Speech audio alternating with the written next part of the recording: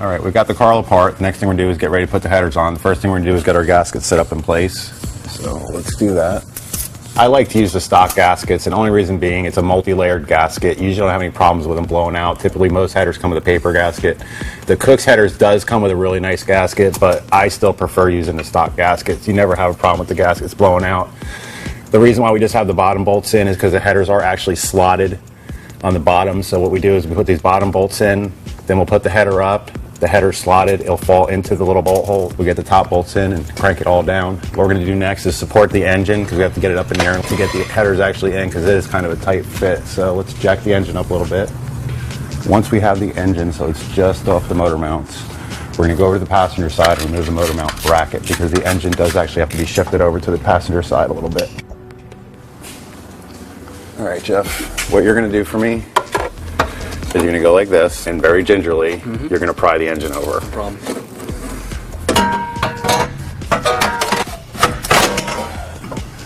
Voila. Now keep prying. Now we're going to get the headers on the bolt holes through little slots, hopefully. Down. Well, right now we have this header. It's just pretty much sitting in the studs. What we're going to do is we're going to get the other header in. Then after that, we're going to put the motor mount bracket back on, lower the engine back down, and get all our top bolts started. It's very important to get all the bolts started before you try tightening anything. It's kind of hard getting a header up in the car and wrestling with it to try to get the bolts started. This makes the ease of installation far greater than with a conventional header. So it's just another thing the way Cook designed their stuff. It's not only, the quality of the product, but it's also the ease of installation, which is very important, especially when you're dealing with a tight engine compartment. Now that we have our header in place, we're going to put our motor mount bracket back up. Yeah, there's all 15. There's 4 of them. One of them has a stud on it, which is used for the ground cable for the battery.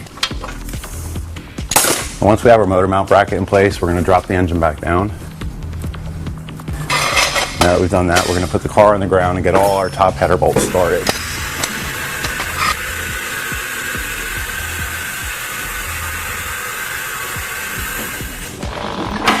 I'm just going to snug up the top ones.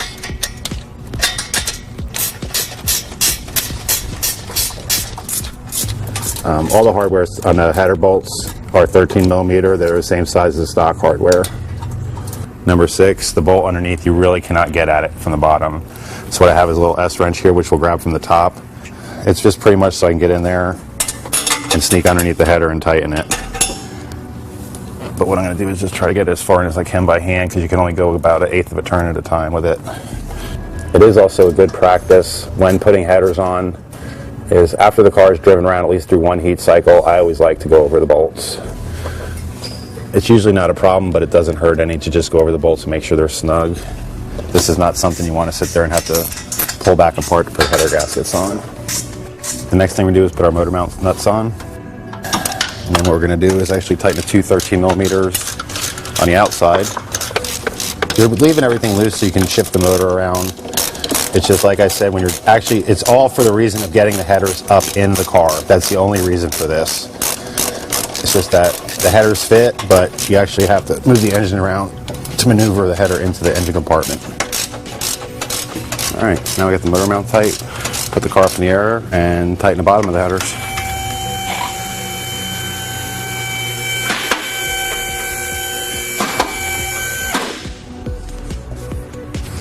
What we're doing now is just tightening up all the bottom bolts. We're just going to snug each one up first, then we're going to crank on them.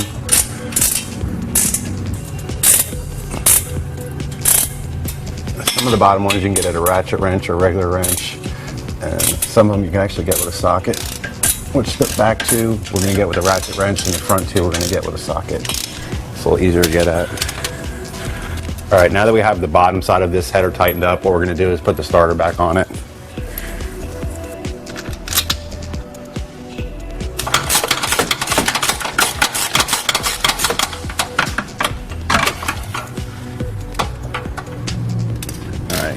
Now we got our starter bolted up.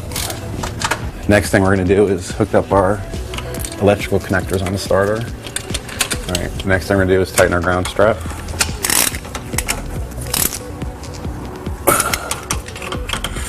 Pretty much to keep, because that's hot all the time. You don't want it to be arcing out on anything. Now we're going to move over to the driver's side of the engine and get the bottom bolts all snugged up. And we only have to do 3 on this side because the one we had already tightened up from the top. All right, the next thing we're going to do is we're going to hook up the steering shaft. You pretty much have to pull it back through, and what we're going to end up doing is fishing through the header. So it's a little snug fit, but once you get it through the header, we're going to slide it back on the steering onto the rack.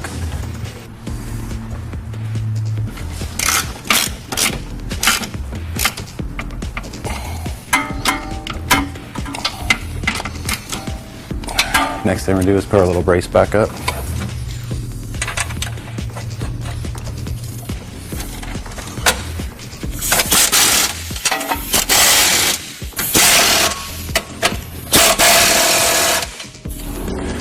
Alright, the last thing we have to do underneath is we're going to bolt up our Cook's high flow catted X pipe. We're going to do that, put our O2 sensors on, reconnect our cat back, and we're pretty much done underneath the car, and then we'll go back up top and button everything up.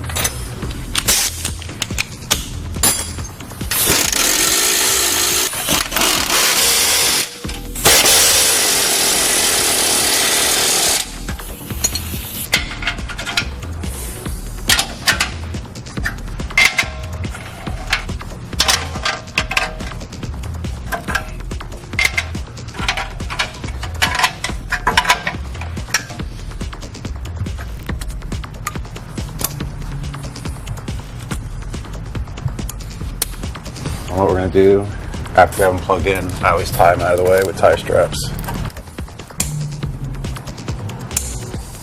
Next thing we're going to do is reconnect our cat back, throw our clamps back up. Next thing we're going to do is snug down the cat back.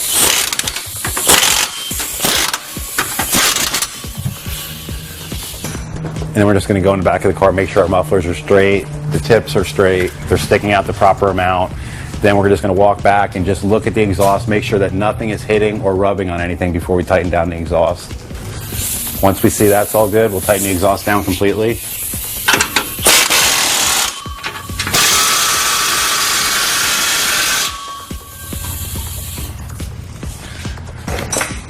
And once again, before we put the car down, we're just going to make sure everything's bolted up, everything's tight, nothing's falling off.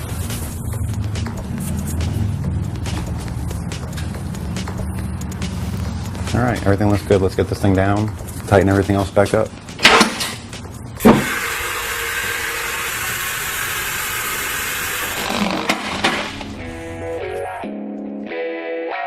All right, so we just got done doing the header install. We've already strapped it down on the dyno. We're going to go ahead and make another pull and see what she does. It's a little warm. We'll see how she does today.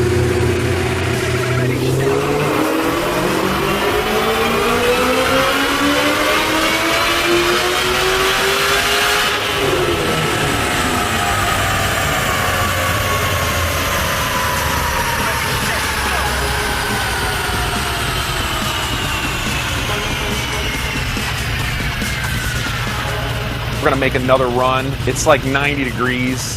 I mean, beautiful Florida weather. 90 degrees one day, 50 degrees the next day. So today we've got 90 degree weather. It's pretty humid. So we're going to make another run and see how she does with the header install.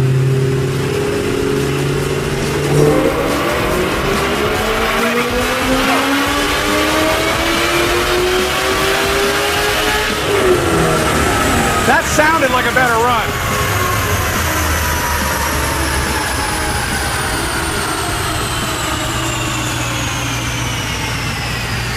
Man, the tune is dead on, man. It is just right. I mean, the car sounds perfect. The headers sound excellent. All right, so what we're going to do, we're going to make another hit, see how we can get some consistency on these runs.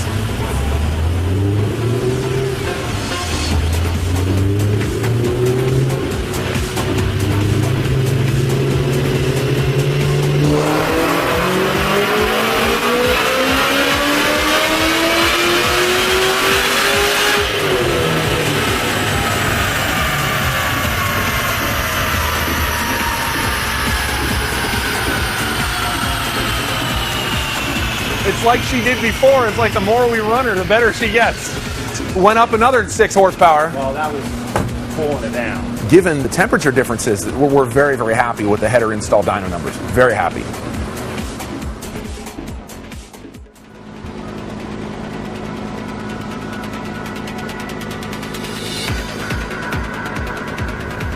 Now that we've dynoed the car with the headers on it, the next thing we're going to do is put the Whipple on it. So what we're going to do is disconnect the battery, remove the inlet stuff, get the blower off, get the Whipple on it, and dyno it again. So let's start taking this thing apart.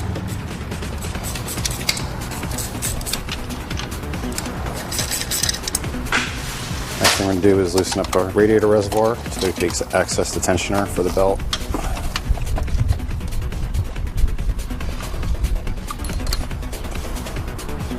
We got some vacuum lines to take off.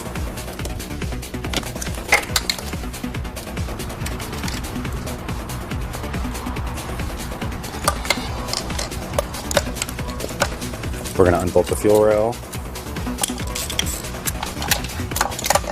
Flip this over to the side.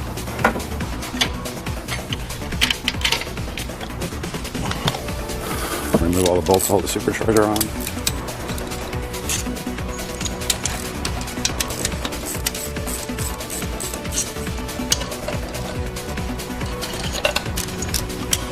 Remove our EGR valve.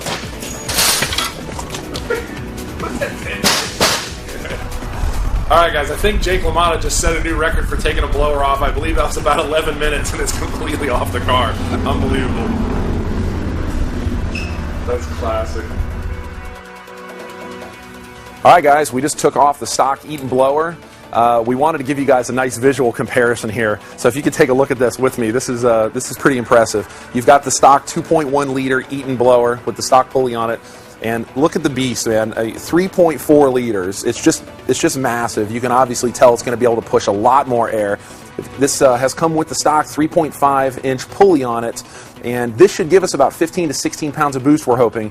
And again, you know, I know we keep bringing this up, but it's about 92 degrees here today in the shop. It's about 1:30 in the afternoon.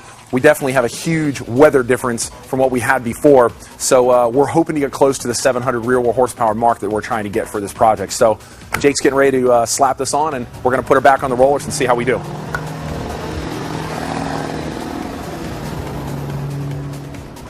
All right, there's a couple things that a lot of people don't know about when you're putting on a Whipple blower.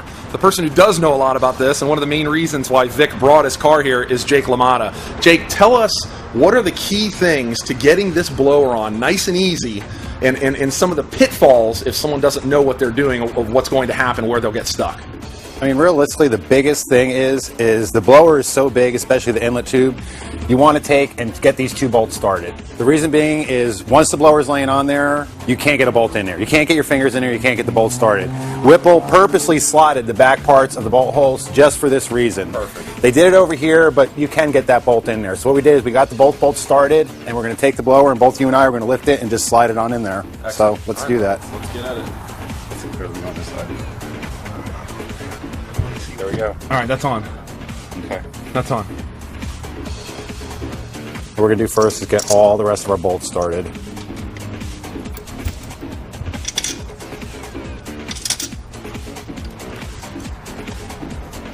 And all we're doing is just snugging the bolts down. We're not cranking on. We want to make sure the blower gets tightened down evenly. Well, there's a rubber O-ring that's built. It's actually part of the intake manifold. Not part of it, but there's a groove cut in the intake manifold, and that's where the O-ring goes into.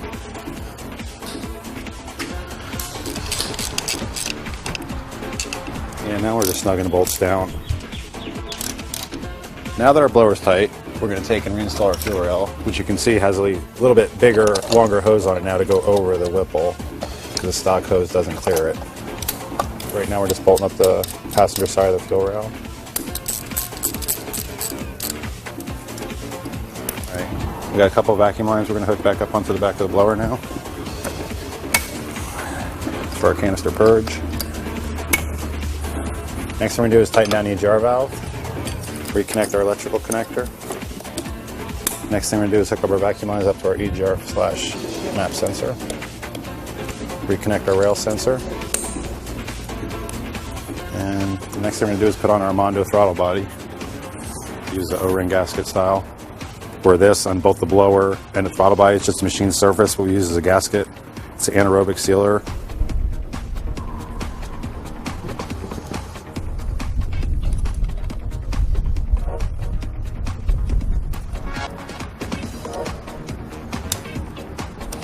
Reconnect our TPS,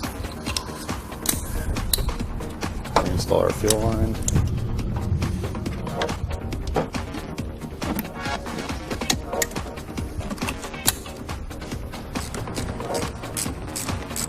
We have to, obviously, because this blower's got a huge pulley on it, the belt is going to be longer.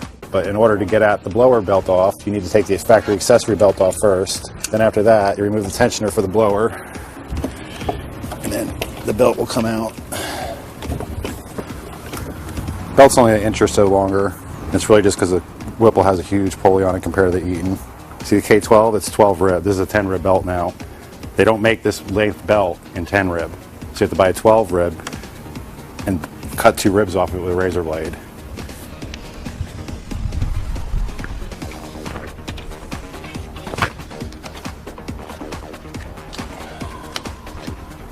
There's just the actual tensioner for the blower belt.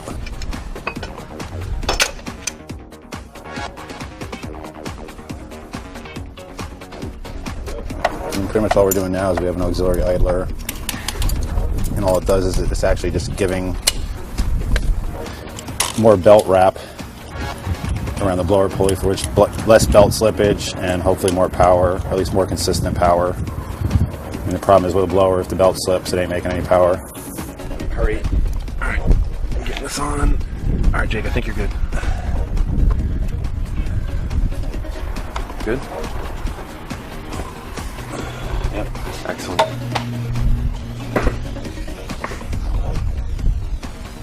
We're pretty close. I got one more thing to hook up. We're going to download the file, fire it up, make sure nothing's leaking.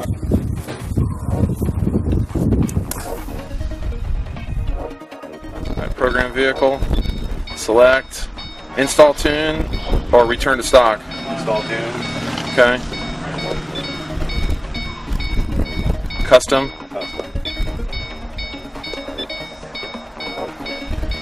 GT500 Whipple. Begin program. Turn key on, do not start engine. Do it, right?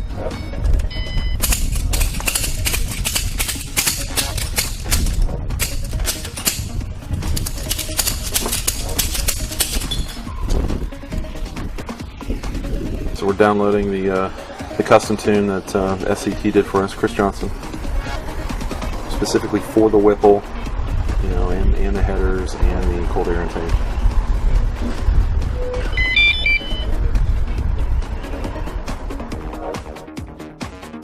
All right, now that we've got everything bolted up, before we fire the car up, first thing we want to do is inspect everything, make sure everything's tight, make sure nothing's loose. The other thing you want to look at is make sure the blower's filled up. There's a little glass window in the front that shows you the oil level. You want to make sure that's full, make sure all your connections are good, tight. So let's fire it up.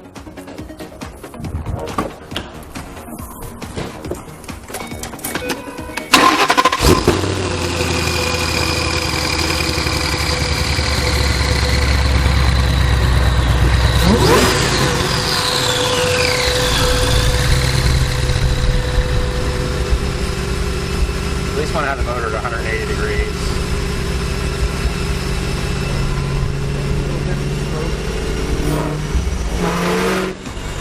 Makes 50 as soon as you touch it.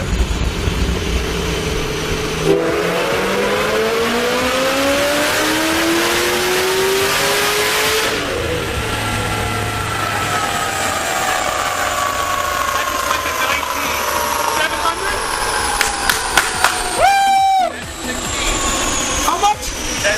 716? Oh my God! Let me see. 700 strong. 700. It's 93 degrees in here.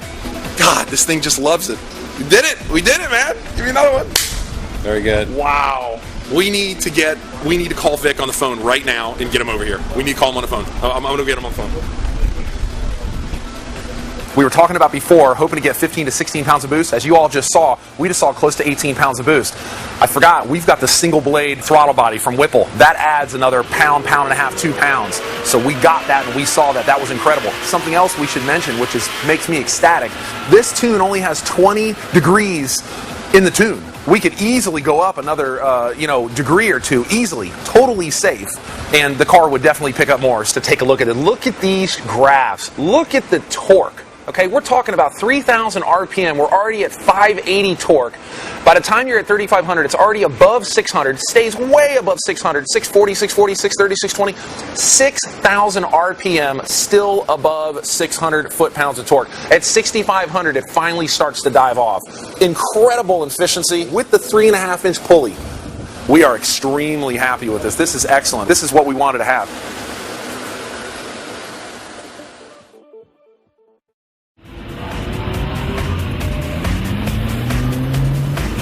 Man, that is strong.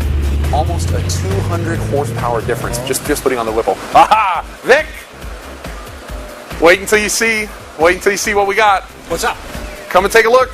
This is a stock first run, 463 with the tune and the cold air intake. And then we had the, now these are SAE numbers. Okay. And then we had the 513 after putting on the Cook's headers. It's huge. That's a nice gain. Look at the final number. We were trying to get 700. We got 699.26, and that's SAE. That's great. If we go standard, 716 horsepower and 645 torque. Holy Just putting on the Whipple, we gained nearly 200 rear wheel horsepower. I like that. Awesome. We're going to run it just for you, Vic. Yeah, we're going to take it for another run. Okay.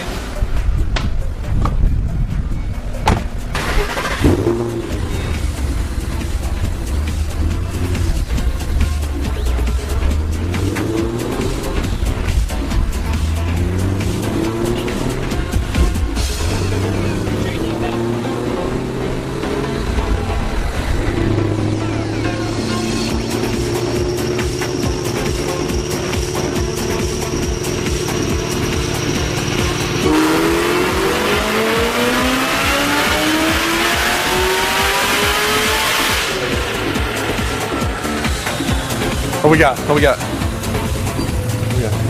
Oh my God, look at the consistency. Are you kidding me? 1 foot-pound of torque difference in less than 0.3 of a horsepower difference. Jeez, man. Unbelievable.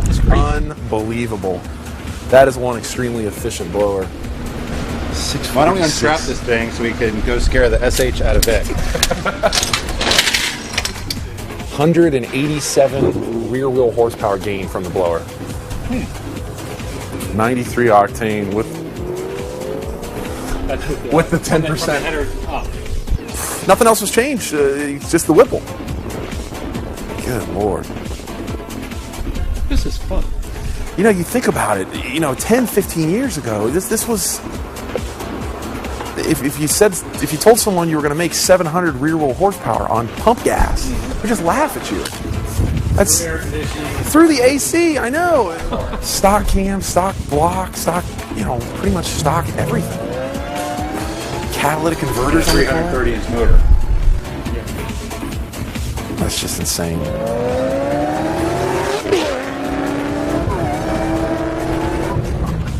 It doesn't want to be driven slow.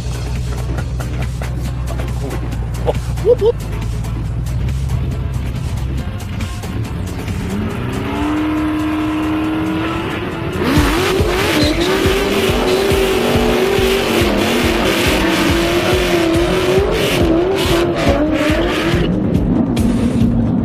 Here we go.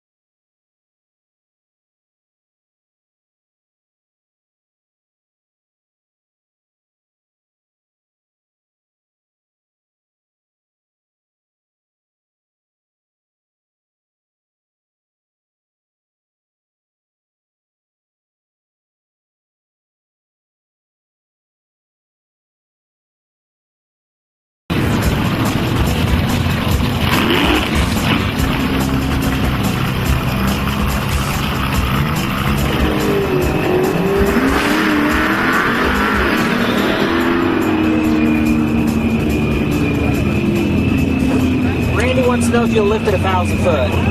Yeah, asked me. Yeah. He told me on the radio. We Yeah. get the 1,000-foot lift. Yeah, last time I ran 11:30. But that's what he asked you to do. Lift, Okay. Lift the 1,000 foot. Okay.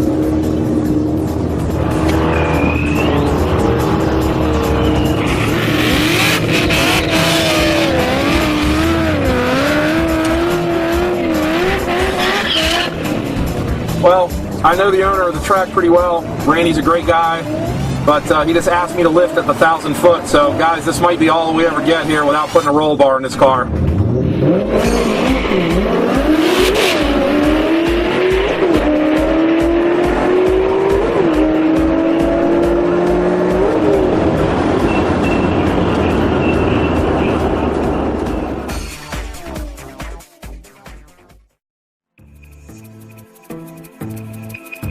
There's no stopping him. He's going to do what he wants to with it Yeah. because he's enjoying it, and it's been fun. We were at a meeting a couple of weeks ago, and one of the fellows there that has a Mustang, matter of fact, just bought a Bullet.